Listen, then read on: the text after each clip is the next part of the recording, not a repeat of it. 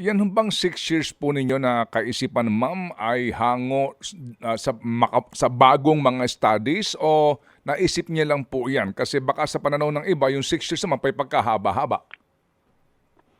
Mahaba kung sa mahaba, pero sa totoo lang, doon tayo nag-umpisa at base sa pag-aaral namin, sa basic na history natin sa barangay, extend ng extend. Parating may extension. Yung dapat 2019, in-extend sa 2022. Yung 2022, naging 2023. Parating in-extend. Kaya nagalit na yung Korte Suprema. Sabi, tigilan na yung extension na yan, na mayat maya may extension, nakakahilo, magastos, hindi makapagplano.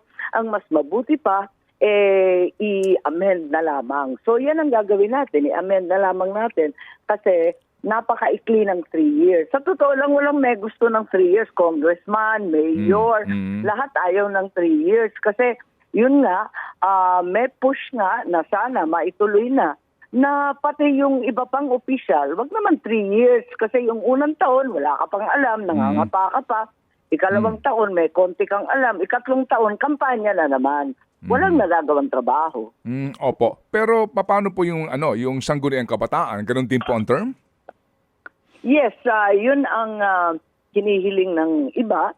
Pagkat yung Sangguniang Kabataan, may tanong talaga. Dahil, di ba may dalawang limitasyon yan. Unang-una yung dynasty. Sila yung kauna-unahang may dynasty limitation.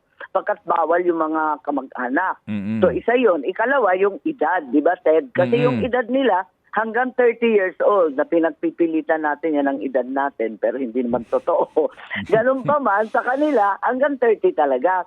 Tinatanong ko sila, hindi pwede yung 6 years. Sabi ko, haba-haba, may edad na limitasyon kayo. And ang sabi naman nila, may limitasyon yung COMELEC, pinakamatanda na tatakbo ng kandidato 24 years old. Kung 24 years old yung mga opisyal nakaupo, pasok pa rin sila sa 30 years old. Pero yan ang area ng diskusyon. Okay. Walang diskusyon na sa barangay in the sense na everybody agrees na sa sobrang daming trabaho sa barangay, kailangan longer than 3 years.